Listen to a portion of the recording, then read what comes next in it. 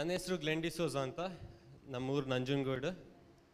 ನಮ್ಮಪ್ಪ ರಿಚರ್ಡ್ ಡಿಸೋಜ, ಅಮ್ಮ ದೀಪಾ ಡಿಸೋಜ, ಇಬ್ಬರು ಇಲ್ಲೇ ಇದ್ದಾರೆ.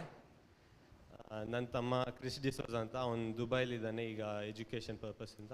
ಅವನು ಇದ್ದಾನೆ ಲೈವಲ್ಲಿ ಕೇಳಿಸ್ಕೊತಾ ಇದ್ದಾನೆ. ಸೊ ನಾವೆಲ್ಲ ಓದಿದ್ದೀವಿ. ಮತ್ತಾಯ 19ನೇ ಅಧ್ಯಾಯದಲ್ಲಿ ಓದ್ತೀವಿ, ಧನಿಕ ಶ್ರೀಮಂತನ ಕತೆ, the rich Young ruler. So ನನ್ನ ಲೈಫ್ ಕೂಡ ಅದೇ ರೀತಿಯಲ್ಲಿತ್ತು, ದ ರಿಚ್ ಯಂಗ್ ರೂಲರ್. ಯಾಕಂದರೆ ನನ್ನ ಹತ್ರ ಈ ಲೋಕದಲ್ಲಿ ಯಾವುದೇ ಕುಂದುಕೊರತೆ ಇಲ್ಲ. ಅಪ್ಪನ ಬಿಸ್ನೆಸ್ ಇದೆ. ಈ ಬಿಸ್ನೆಸ್ 70 ಇಯರ್ಸಿಂದ ಇರೋ ಬಿಸ್ನೆಸ್. ಸೊ ಇದು ನನ್ನ ಗ್ರ್ಯಾಂಡ್ ಫಾದರಿಂದ ಎಸ್ಟಾಬ್ಲಿಷ್ ಆಗಿರೋ ಬಿಸ್ನೆಸ್. ಸೊ ಈ ಬಿಸ್ನೆಸ್ಸಲ್ಲಿ ಒಳ್ಳೆಯ ಸಂಪಾದನೆ ಇದೆ. ಮತ್ತು ಈಗ ನಂಜನಗೂಡಲ್ಲಿ ಬಂದುಬಿಟ್ಟು ನೀವು ಯಾರಾದರೂ ಕೇಳಿ, ಪಾತ್ರೆ ಅಂಗಡಿ ಥಾಮಸ್ ಪಾತ್ರೆ ಅಂಗಡಿ ಅಂತ ಕೇಳಿದ್ರೆ ಯಾರಾದರೂ ಹೇಳ್ತಾರೆ. ಎಲ್ಲರಿಗೂ ಗೊತ್ತು.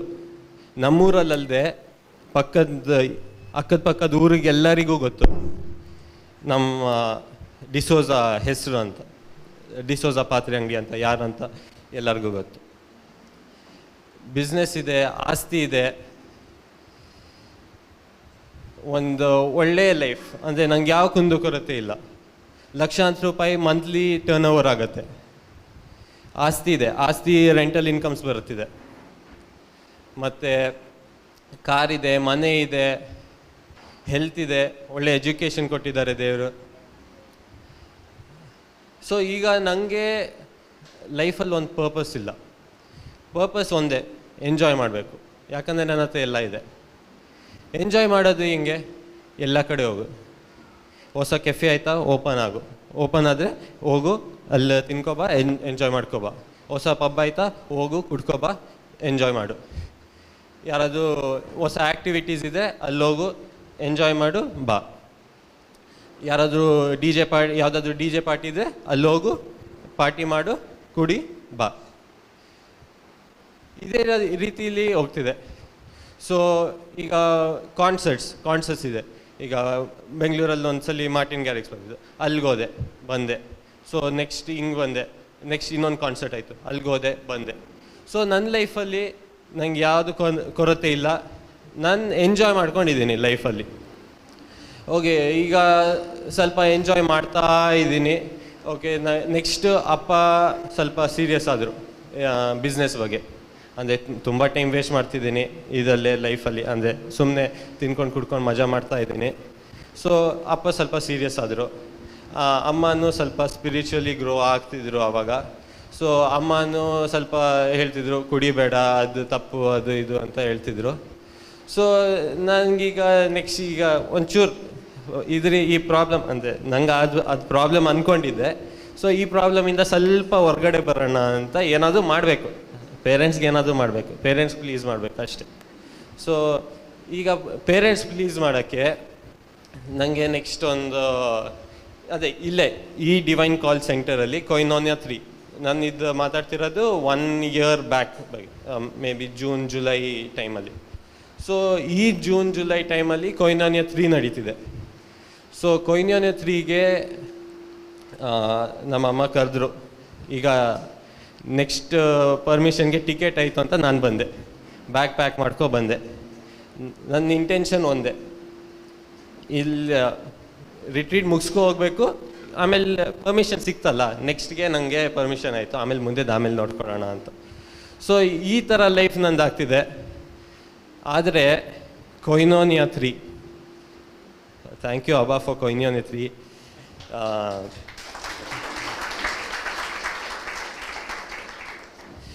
ಕೊಯ್ನೋನಿಯಾ 3ಯಲ್ಲಿ ನನಗೆ 2 verses, 2 ಘಟನೆ, 2 instances which change my life.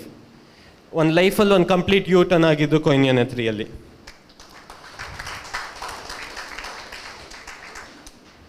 I was running away from Jesus, but 2 verses, 1 answer which changed that direction to running towards him. ಅದೇ 2 ವರ್ಸ್. 2 ವರ್ಸ್ ಅದು ಹೇಳ್ತೀನಿ. ದೇವರಿಂದ ಓಡೋಗ್ತಿದೆ, ಅದು ದೇವ್ರ ಕಡೆ ಓಡೋಷ್ಟರಲ್ಲಿ ಓಡೋಕೆ ಮಾಡಿದ್ದು ಇದು 2 verse. So first verse, Luke chapter 2 verse 10. I will bring you good news of great joy. So ನನ್ನ ಲೈಫಲ್ಲಿ ನಾನು ಇದೇ ಮಾಡ್ತಿದ್ದೆ, ಎಂಜಾಯ್ಮೆಂಟ್. ಬೇರೆ ನಂಗೆ ಏನು ಬೇಕಾಗಿರಲಿಲ್ಲ, ಯಾಕಂದರೆ ನನ್ನ ಹತ್ರ ಎಲ್ಲ ಇತ್ತು. ಈ ಎಂಜಾಯ್ಮೆಂಟ್ ಮಾಡಿಬಿಟ್ಟು ನಾನು ಮನೆಗೆ ಬಂದುಬಿಟ್ಟು ಅದೇ ಒಂದು ಏನೋ ಕೊರತೆ ಇತ್ತು, ಅದು ಈಗ ಗೊತ್ತಾಗ್ತಿದೆ ಕೊರತೆ ಇದೆ ಅಂತ. ಆದರೆ ನನಗೆ ಆವಾಗ ಗೊತ್ತಾಗಿರಲಿಲ್ಲ ಅಲ್ಲಿ ಕೊರತೆ ಇದೆ ಅಂತ. ಆ ಕೊರತೆ ಏನಂದರೆ ದ ಗ್ರೇಟ್ ಜಾಯ್. ಈ ಗ್ರೇಟ್ ಜಾಯ್ ನನಗೆ ಈ ಕೊಯ್ನ್ಯ 3 ನಂಗೆ ಸಿಕ್ಕಿದ್ದು. So second verse, John chapter 3 verse 3. Very truly I tell you, if you are not born, you cannot enter the kingdom of God if you are not born from above. That is born again. Andre, if you do not have the Holy Spirit in you, you cannot enter the kingdom of God. This is the rule which God has made. ಈಗ brother ಹೇಳ್ತಾ ಇದ್ದಾರೆ, if you cannot enter the kingdom of God without having the Holy Spirit. ಇಲ್ಲದೆ ನೀವು ಶ್ರವಕ್ಕೆ ಶೃಂಗಾರ, what ಸುನಬೆಳಿತ ಸಮಾಧಿ, ಇದೆಲ್ಲ ಹೇಳ್ತಾ ಇದ್ದಾರೆ ಬ್ರದರ್. ನನಗೆ ಏನೋ ಶಾಕ್ ಆಯಿತು, ಯಾಕಂದರೆ ಇದು ನಾನು ಎಲ್ಲೂ ಕೇಳಿರಲಿಲ್ಲ. ಅಂದರೆ ಆಲ್ ಆಫ್ ಅ ಸಡನ್ ರೂಲ್ಸೇ ಚೇಂಜ್ ಮಾಡಿದ್ರಂಗಾಯಿತು. ನನ್ನ ರೂಲ್ಸ್ ಮಾಡ್ಕೊಂಡಿದ್ದೆ, ಈ ರೂಲ್ಸ್ ನಾನು ಏನು ಮಾಡ್ಕೊಂಡಿದ್ದೆ ಇದು ನಂಗೆ ಗೊತ್ತಿರಲಿಲ್ಲ, ಎಲ್ಲಿಂದ ಬಂತು ಅದು ಗೊತ್ತಿಲ್ಲ. ಸೊ ನನ್ನ ಪ್ರಕಾರ ರೂಲ್ಸ್ ಏನಂದರೆ ಟು ಅಟೈನ್ ಇಟರ್ನಲ್ ಕಿಂಗ್ಡಮ್, ಅದೇನಂದರೆ 2 ಕಾಲಮ್ ಇರ್ತಿತ್ತು, ಲೆಫ್ಟ್ ರೈಟ್. ಲೆಫ್ಟಲ್ಲಿ ಎಲ್ಲ ಪಾಪಗಳು, ರೈಟಲ್ಲಿ ಎಲ್ಲ ಗುಡ್ ವರ್ಕ್ಸ್. ಸೊ ಈ ಥರ ಇರುತ್ತೆ. ಅಂದರೆ ಇದು ನಂದು ಓನ್ ರೂಲ್ಸ್ ನಾನು ಮಾಡ್ಕೊಂಡಿದ್ದೆ. ಈ ಗುಡ್ ವರ್ಕ್ಸ್ ಇಟ್ಕೊಂಡು ಆ ಥರ ನಾನು ಒಳ್ಳೆ ಹುಡುಗನೇ, ಅಂದರೆ ಯಾರಿಗೂ ಕೆಟ್ಟದೇನು ಬಯಸ್ತಿರ್ಲಿಲ್ಲ. ಮೇ ಬಿ ಒಂಚೂರು ಆ ಕಡೆ ಕುಡಿಯೋದಿದೆಲ್ಲ ಇತ್ತು, ಆದರೆ ಅಷ್ಟೇನು ಕೆಟ್ಟ ಮನುಷ್ಯ ಅಲ್ಲ.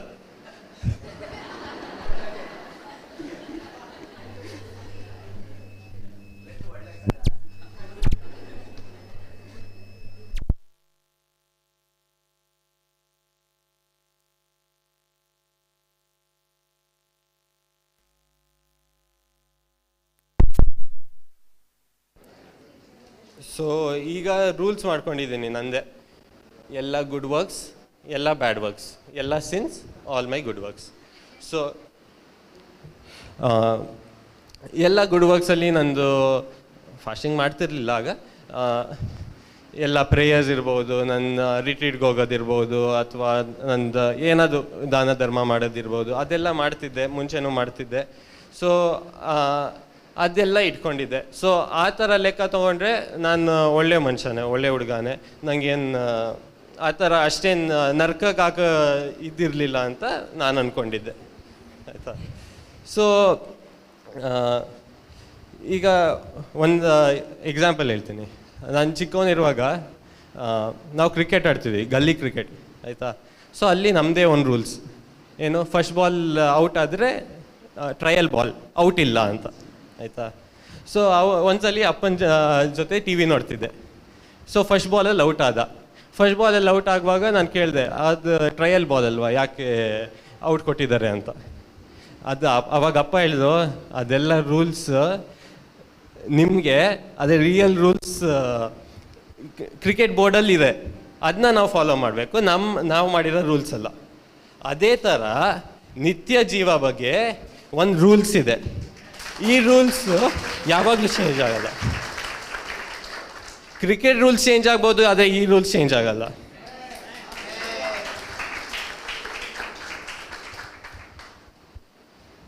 ಸೊ ಈಗ ರೂಲ್ಸ್ ಬಂದೆ. ಈಗ ನಂಗೆ ಅಲ್ಟಿಮೇಟ್ ರೂಲ್ ಬುಕ್ ಇದೆ ಅಂತ ಗೊತ್ತಿತ್ತು. ಇಷ್ಟು ದೇವ್ರ ಕೃಪೆ ನಂಗೆ ಕೊಟ್ಟಿದ್ರು. ಯಾಕಂದರೆ God's word is ultimate, it won't change now or forever. But ಇದು ನನಗೆ ಗೊತ್ತಿರಲಿಲ್ಲ, ನನ್ನದೇ ಒಂದು ರೂಲ್ಸಲ್ಲಿ ಹೋಗ್ತಾ ಇದ್ದೆ. ಸೊ ನಾವು ಈಗ ನನಗೆ ಹೋಲಿ ಸ್ಪಿರಿಟ್ ಬೇಕು. ಈಗ ಎರಡು ಹೇಳ್ದಲ್ಲ, ಒಂದು great joy, second was the Holy Spirit. ಪರಮಾನಂದ ಮತ್ತು ಪವಿತ್ರಾತ್ಮರು. ಪರಮಾನಂದ ಫಸ್ಟ್. ಈ ಪರಮಾನಂದ ನಂಗೆ ಈಗ ಪಡ್ಕೋಬೇಕು. ಈಗ ಒಂದು ಎಕ್ಸೈಟ್ಮೆಂಟ್ ಸ್ಟಾರ್ಟ್ ಆಗಿದೆ. ಈಗ ಈ ಲೈಫಲ್ಲಿರೋದು, ಈ ಲೋಕದಲ್ಲಿರೋದು, ಈ ವರ್ಲ್ಡಲ್ಲಿರೋದು ಎಲ್ಲ ಮಾಡಿಬಿಟ್ಟಿದ್ದೀನಿ. ಎಲ್ಲ ಮಾಡಿಬಿಟ್ಟು ನನಗೆ ಅದ್ರಲ್ಲಿ ಜಾಯ್ ಇದೆ, ಆದರೂ ಏನೋ there's something lacking in me. ಈ ಲ್ಯಾಕಿಂಗಲ್ಲಿ ನಾನು ಹೋಗ್ತಾ ಇದ್ದೀನಿ, ಅದು ನಂಗೆ ಸ್ಯಾಟಿಸ್ಫ್ಯಾಕ್ಷನ್ ಇಲ್ಲ. ಸೊ ನಂಗೆ ಈ ಜಾಯ್ ಏನಿದು, what is this great joy, what is this good news ಅಂತ ನಂಗೀಗ ಒಂದು ಎಕ್ಸೈಟ್ಮೆಂಟ್. ಈ great joy I should experience, because all the joys of this world I have experience. ಈ ಗ್ರೇಟ್ ಜಾಯ್ನ ನಾನು ಅನುಭವ ಮಾಡಬೇಕು. So next, how to attain the Holy Spirit, how to receive the Holy Spirit in our hearts. Ephesians chapter 1 verse 13.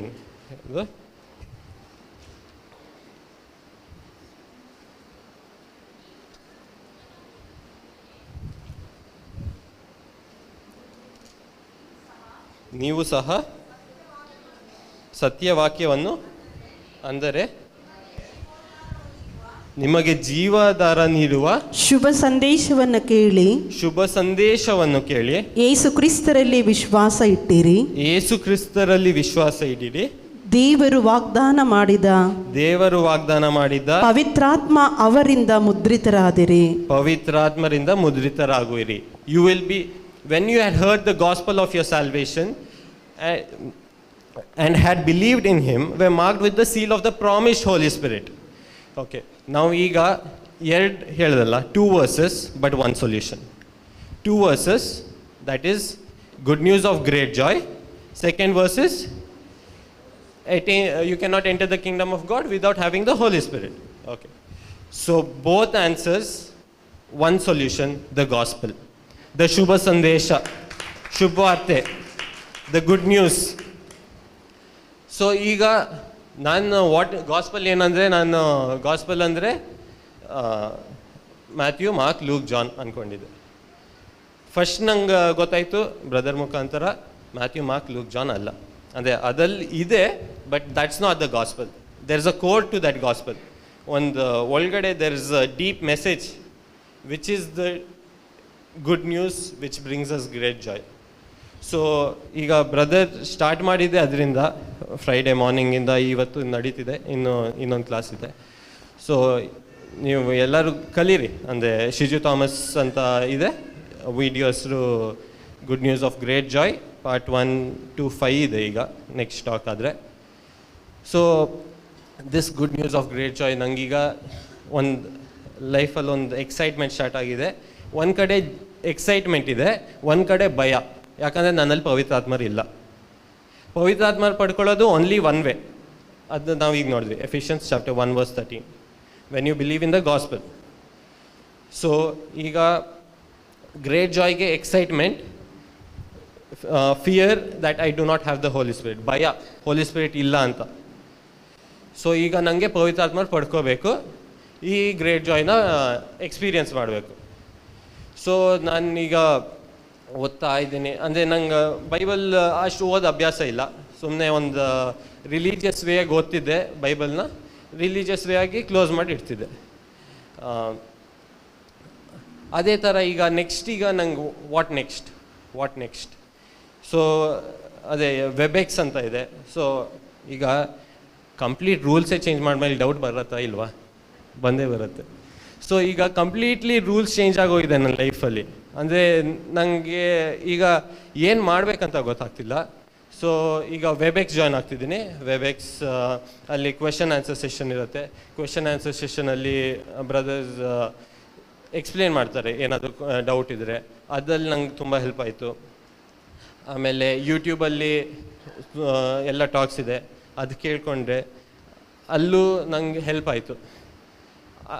ಅದೇ ಈಗ good news of ಅದೇ great Joy the salvation message ನಾನು ಹೇಳೋಕ್ಕೋಗಲ್ಲ, ಯಾಕಂದರೆ ಬ್ರದರ್ ಆಲ್ರೆಡಿ ಕವರ್ ಮಾಡಿದ್ದಾರೆ. ಸೊ ಯಾವಾಗ ನಂಗೆ ಗೊತ್ತಾಯಿತು that I am a Sinner, ನಾನೊಬ್ಬ ಪಾಪಿ, ಮತ್ತು ನನಗೆ ನರಕನೇ ಗತಿ, ಬೇರೆ ಏನು ಆಪ್ಷನ್ನೇ ಇಲ್ಲ. Only death, eternal death, hell, that is the only option.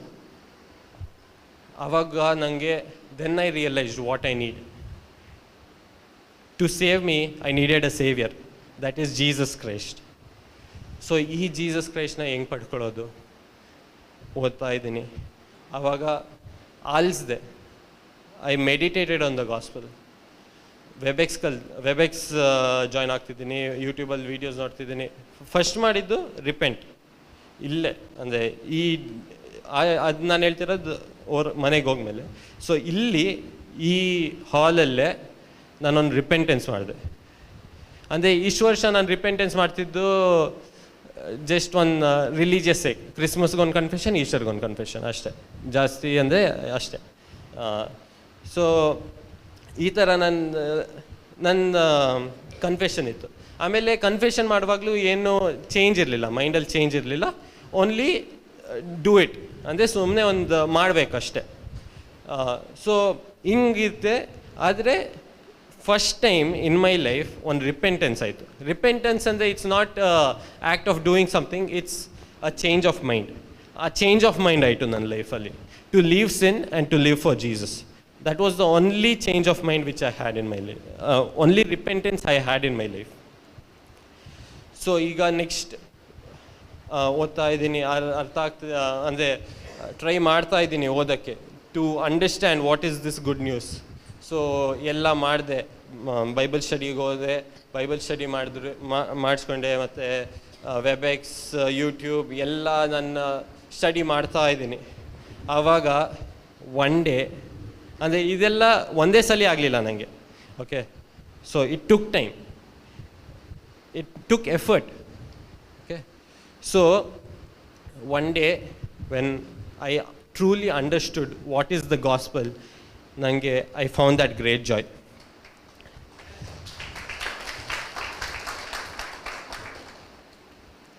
So ಈಗ ನಾನೊಂಚೂರು ಸೋಂಬೇರಿನೇ, ಅಂದರೆ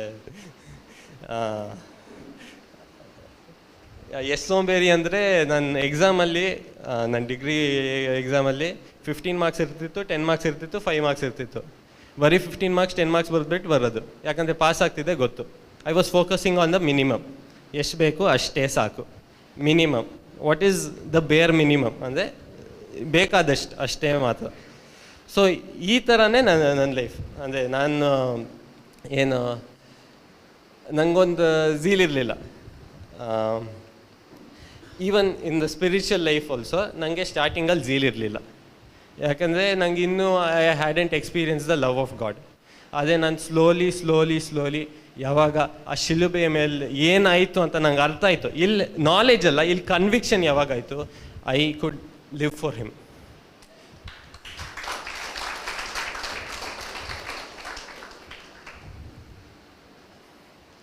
ಆ ಶಿಲುಬೆ ಮೇಲೆ ಸೀಲಲ್ಪಟ್ಟಿದ್ರು,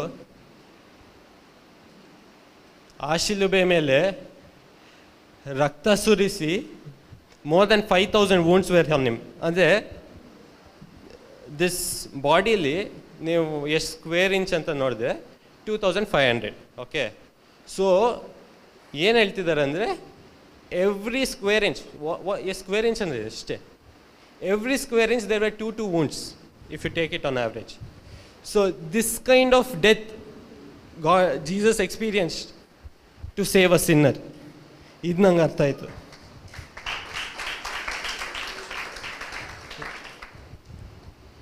ಆದರೆ ಯಾವಾಗ ಆ ಲವ್ವಲ್ಲಿ ನಾನು ಇನ್ನೂ ಜಾಸ್ತಿ ಒಳಗಡೆ ಓದೆ ಆವಾಗ ನಂಗೆ ಒಂದು ಅರ್ಥ ಆಯಿತು, ನನಗೆ ಮ್ಯಾಕ್ಸಿಮಮ್ ಮಾಡಿರೋ ದೇವ್ರಿಗೆ ನಾನು ಮಿನಿಮಮ್ ಮಾಡೋಕ್ಕಾಗಲ್ಲ.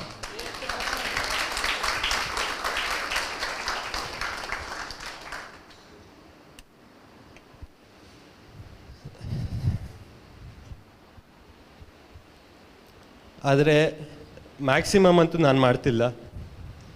ಹಿ was slain on the cross. ನನಗೆ ಇವತ್ತು ಯಾರಾದರೂ ಬೈದರೆ ನಂಗೆ ಬೇಜಾರಾಗತ್ತೆ. ಮ್ಯಾಕ್ಸಿಮಮ್ ನಾನು ಮಾಡ್ತಿಲ್ಲ, ಆದರೆ ನನ್ನಲ್ಲಿ there is something burning in me, something that I have to do. ನಂಗೆ ಮಾಡಲೇಬೇಕು. ಬೆಂಕಿ, the Holy Spirit, fire, the ಆತ್ಮ ಭಾರ ಅಂತಾರಲ್ಲ, ಅದನ್ನ ಕ್ರಿಯೇಟ್ ಮಾಡಿದ್ರು. ಆ ಬೆಂಕಿ ಒಂದೊಂದ್ಸಲಿ ಹೋಲಿ ಸ್ಪಿರಿಟ್ನ ಹರ್ಟ್ ಮಾಡ್ತೀನಿ, I grieve the Holy Spirit, I quench the Holy Spirit, ಇದಾಗತ್ತೆ. ಆವಾಗ ನನಗೆ ಒಂಚೂರು ಅಂದರೆ ನಾರ್ಮಲ್ ಲೈಫ್ಗೆ ಹೋಗ್ಬಿಡ್ತೀನಿ. ಅಂದರೆ ಒಂಚೂರು I go back to old self, ಅಂದರೆ not to sin life but to the life where I was a lukewarm Christian, ಆ ಸ್ಟೇಟ್ಗೆ ಹೋಗ್ತಿದ್ದೀನಿ.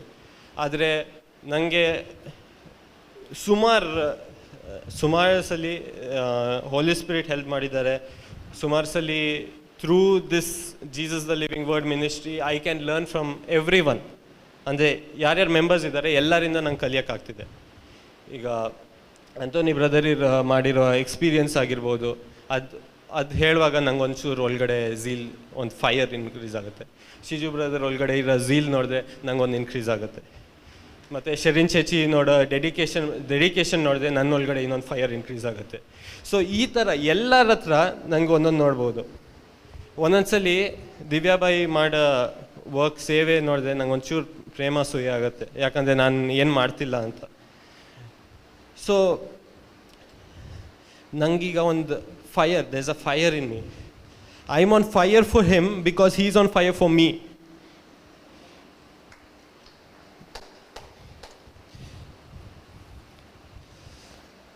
ಆದರೆ ಆಮೇಲೆ coming to the ministry part, so ನನಗೆ ಈಗ ದೇವ್ರಿಗೆ ಏನಾದರೂ ಮಾಡಬೇಕು. ಸೊ ನಾನೇನು ಮಾಡಬೇಕಂತ ಇರಲಿಲ್ಲ ಫಸ್ಟ್. ಅಂದರೆ ನಂಗೆ ಮೀಡಿಯಾ ಮಿನಿಸ್ಟ್ರಿ ಇರೋದು ಲೈಕ್ ಇಲ್ಲದೇ ಇರೋ ಮಿನಿಸ್ಟ್ರಿ. ಅಂದರೆ ಆ ಕೆಲಸ ಏನಿದೆ, ಕಂಪ್ಯೂಟರ್ ಹಿಂದೆ ಕೂತ್ಕೊಂಡು ಮಾಡೋ ಕೆಲಸ ನಂಗೆ ಇಷ್ಟನೇ ಇಲ್ಲ, ಯಾವತ್ತೂ ಮಾಡಿಲ್ಲ, ಮಾಡೋಕ್ಕೂ ಇಷ್ಟ ಇರಲಿಲ್ಲ. ಯಾಕಂದರೆ ಅದು ಒಂಚೂರು ಲೇಝಿ ಆಗಿರ್ತಿತ್ತು, ಒಂಚೂರು ಬೋರಿಂಗ್ ಕೆಲಸ. ಸೊ ಅದು ನಂಗೆ ಮಾಡೋಕ್ಕೆ ಇಷ್ಟ ಇರಲಿಲ್ಲ. ಸೊ ನನಗೆ ರಿಟ್ರೀಟ್ಸ್ ಹಿಂಗೆ ಅಟೆಂಡ್ ಆಗ್ತಾಯಿದ್ದೀನಿ. ರಿಟ್ರೀಟ್ ಅಟೆಂಡ್ ಆಗುವಾಗ ಹಿಂದೆ ಎಲ್ಲೋ ಸೀಟ್ ಸಿಗ್ತಿತ್ತು, ಇಲ್ಲಿ ಮುಂದೆ ಸೀಟೆಲ್ಲ ಕವರ್ ಮಾಡ್ಕೋತಿದ್ರಿ ನೀವೆಲ್ಲ. ಸೊ ಈಗ ನಂಗೆ ಮುಂದೆ ಬರಬೇಕು, ಎಲ್ಲ ಸೀಟ್ ಫುಲ್ ಆಗಿದೆ, ಒಂದು ಸೀಟು ಖಾಲಿ ಇಲ್ಲ. ಸೊ ಆವಾಗ Holy Spirit showed me one seat. ಅದು ಯಾವುದಂದರೆ ಕ್ಯಾಮ್ರಾ ಸ್ಟ್ಯಾಂಡ್ ಹಿಂದೆ.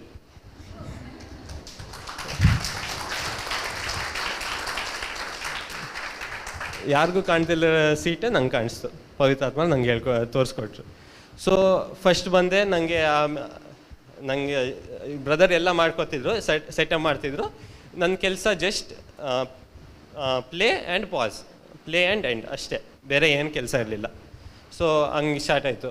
ಆಮೇಲೆ ಸ್ಲೋಲಿ ಇಟ್ ಸ್ಟಾರ್ಟೆಡ್. ಏನಾಯಿತು, ಬ್ರದರ್ಗೆ ಹೇಳಿದೆ, ಬ್ರದರ್ ಅದು ಮುಂಚೆ ಲೈವ್ ಹೋಗ್ತಿದ್ವಿ, ಅದಲ್ಲಿ ಸ್ವಲ್ಪ ಕಟ್ ಆಗ್ತಿತ್ತು. ಸೊ ಅದಕ್ಕೆ ನಾನು ಹೇಳಿದೆ, ಬ್ರದರ್ ಇದು ಬೇಡ, ರೆಕಾರ್ಡ್ ಮಾಡಿಬಿಟ್ಟು ಹಾಕ್ತೀನಿ ಅಂತ. ಸೊ ರೆಕಾರ್ಡ್ ಮಾಡಿಬಿಟ್ಟು ಸ್ಟಾರ್ಟ್ ಮಾಡಿದೆ. ನೆಕ್ಸ್ಟ್ ಎಡಿಟಿಂಗ್ ಹೋಯ್ತು, ನೆಕ್ಸ್ಟ್ ತಮ್ನೇಲ್ ಮಾಡೋಕ್ಕಾಯ್ತು, ನೆಕ್ಸ್ಟು ಪೋಸ್ಟರ್ಸ್ ಮಾಡೋದಾಯಿತು. ಈಗ ಲೈವ್ ಹೋಗಕ್ಕೆ ಮಾಡಿದ್ದಾರೆ. ಸೊ ಈಗ ಗಾಡ್ ಈಸ್ ವರ್ಕಿಂಗ್. ಅಂದರೆ ನನಗೆ ಇದಲ್ಲಿ ನಾಲೆಜೇ ಇಲ್ಲ. ನಾನು ಸ್ಪೋರ್ಟ್ಸ್ ಮ್ಯಾನ್, ಬಿಸ್ನೆಸ್ ಮ್ಯಾನ್, ಅದಕ್ಕೆ ನನಗೇನು ಇದೇನು ಯೂಸು ಇರಲಿಲ್ಲ, ಅಗತ್ಯನೂ ಇರಲಿಲ್ಲ, ಏನೂ ಇಂಟ್ರೆಸ್ಟು ಇರಲಿಲ್ಲ. But God placed me there for a specific reason according to His perfect will. So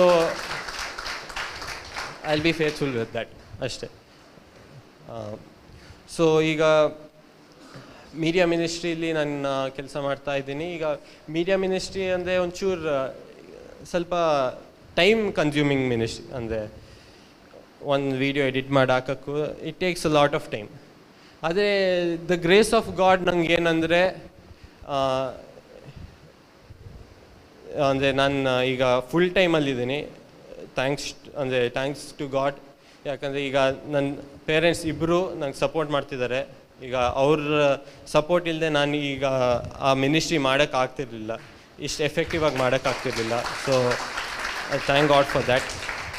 ಅದೇ ಫುಲ್ ಟೈಮ್ ಮಿನಿಸ್ಟ್ರಿ ಅಂದರೆ ಇಟ್ಸ್ ನಾಟ್ ವೆರಿ, ಅಂದರೆ ಎಲ್ಲರಿಗೂ ಸಿಗೋ ಮಿನಿಸ್ಟ್ರಿ ಅಲ್ಲ. ಆದರೆ ಬೈ ಗಾಡ್ಸ್ ಗ್ರೇಸ್ ನನಗೆ ವಿದಿನ್ 1 year ದೇವ್ರು ಕೊಟ್ಟಿದ್ದಾರೆ. For that I thank God. So ಈ ಥರ ನನ್ನ life changed from 2 verses but one answer, that is the gospel. So this gospel ನಿಮಗೆಲ್ಲರಿಗೂ ಅರ್ಥ ಆಗಬೇಕಾದ್ರೆ ಅದೇ ಯೂಟ್ಯೂಬಲ್ಲಿದೆ ಶಿಜು ಥಾಮಸ್ ಅಂತ. ಸೊ ನೀವು ಅಲ್ಲಿ ನೋಡಿದ್ರೆ ನಿಮಗೆ ಎಲ್ಲ about the good news you'll understand and you can live in that great joy just as I am living.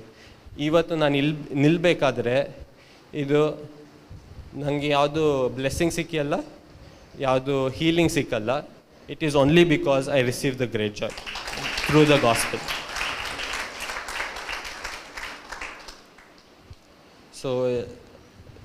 So ministry ಅಂದರೆ ಆಫ್ಕೋರ್ಸ್ ಕಷ್ಟನೂ ಇರುತ್ತೆ, ಸುಖನೂ ಇರುತ್ತೆ.